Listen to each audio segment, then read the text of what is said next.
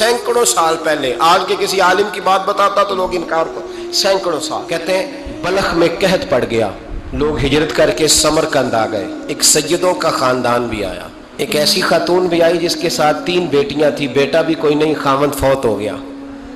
مسجد کے ساتھ مہمان خانے بنے ہوتے تھے، وہاں اس نے بچوں کو ٹھہرایا اور نکلی سمرقند میں کہ کوئی آدمی مل جائے اور اسے کہوں کہ تھوڑی سی مدد ہو۔ وہ چلتے چلتی ایک سیٹھ کے پاس، رئیس کے پاس پہنچی۔ جن لوگوں کے پاس دولت آتی ہے نا، وہ کئی دفعہ سخت جملے کہنے لگتے ہیں جو اللہ کو پسند نہیں آتے۔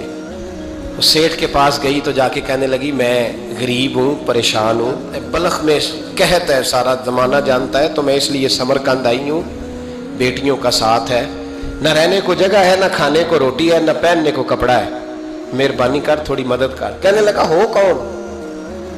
تو اس سید زادی نے کان آگے کر کے، ہاں کسی پہ بھی حالات سخت آ سکتے ہیں، اللہ سے ڈرنا چاہیے، کان آگے کر کے نہ کہنے لگی میں سید زادی اور یہاں میرا اپنا کوئی نہیں، مہربانی کر۔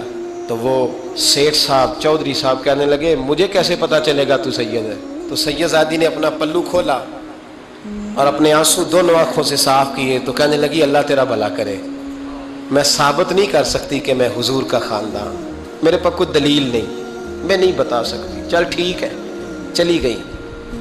کسی نے بتایا کہ یہاں ایک یہودی بھی رہتا ہے، وہ بڑا سخی ہے، یا آتش پرست ہے، یا پارسی ہے کافر غیر، سخی بڑا ہے۔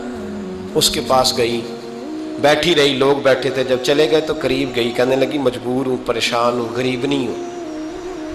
کہنے لگا بی بی تجھے کبھی دیکھا نہیں، سمرقند کی اتنی آبادی نہیں، میں سارے شہر، تو کون ہے؟ تو کہنے لگی تعارف نہ ہی پوچھے تو اچھا ہے۔ اس نے کہا چلو اگر پتہ چل جائے تو۔ کہنے لگی میں مسلمانوں کے نبی کی اولاد ہوں، مسلمانوں۔ اس نے کہا پیغمبر خدا کی اولاد؟ اٹھ کے کھڑا ہو گیا، بی بی کو ساتھ لیا، گھر گیا، کہنے لگا جو صاف ستھرا کمرہ ہے نا اسے پھر دھو ڈالو، ایک دفعہ پھر دھو ڈالو۔ کمرہ دھلایا، صاف کرایا، پھر کہنے لگا بی بی میرے برتن زیادہ صاف ستھرے نہیں، میں نئے نہ خرید کے لا دوں۔ پھر نئے برتن لایا، پھر اپنے بچوں سے کہنے لگا اونچا نہ بھولنا کہ سیدہ فاطمہ کی شہزادیاں آئی ہیں، یہاں کوئی شخص اونچی بات نہ کرے۔ پھر کہنے لگا بی بی جو میرا بالکل طیب اور حلال رزق ہے نا، یہ اس میں سے لنگر ہے، لیکن چونکہ میں غیر مسلم ہوں، مجھے سلیقے نہیں آتے، جیسا تیسا بھی ہو نا اسے قبول کر لینا۔ خاتون کو کہنے لگا یہ گھر ہے، جب تک جی چاہے یہاں رہنا، اور دیکھنا ہو سکے تو رات اپنے نبی سے سفارش کرنا، میرا بھی کوئی مسئلہ، میری بھی کوئی قبولیت کہیں ہو جائے۔ وہ مسلمان کہلانے والا رات کو سویا، کہتے جنت سجی ہوئی ہے، لوگ جنت میں جا رہے ہیں، لائنیں لگی ہوئی ہیں، نبی پاک لوگوں کو جنت میں بھیج رہے ہیں، میں بھی دوڑ کے لائن میں لگ گیا، فرشتے نے میرا بازو پکڑا، کہا پیچھے ہٹ، تو میں دوڑ کے حضور کی بارگاہ میں گیا، میں حضور سارے جنت میں جا رہے ہیں، یہ مجھے نہیں جانے دیتا۔ نبی پاک نے فرمایا تو کون ہے؟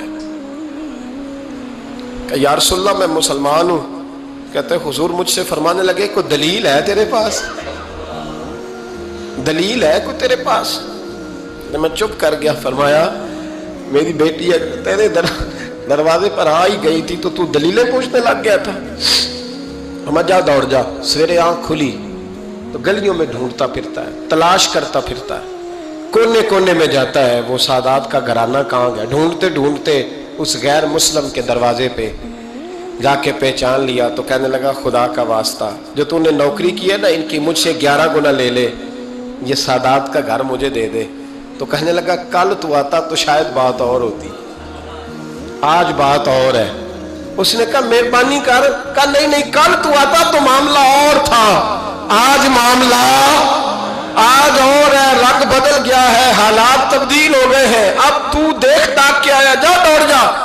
کہنے لگا نہیں مہربانی کر، دے دے، تو غیر مسلم میں تیرا کیا تعلق؟ کہنے لگا چپ کر، غیر مسلم میں کل تک تھا، کل سے سجدوں سے پیار کیا ہے تو میرے حالات سنور گئے ہیں، وہ جو نظارے تو نے رات خواب میں دیکھے ہیں میں نے جاگتی آنکھوں سے دیکھے ہیں، میں نے جاگتی آنکھوں سے۔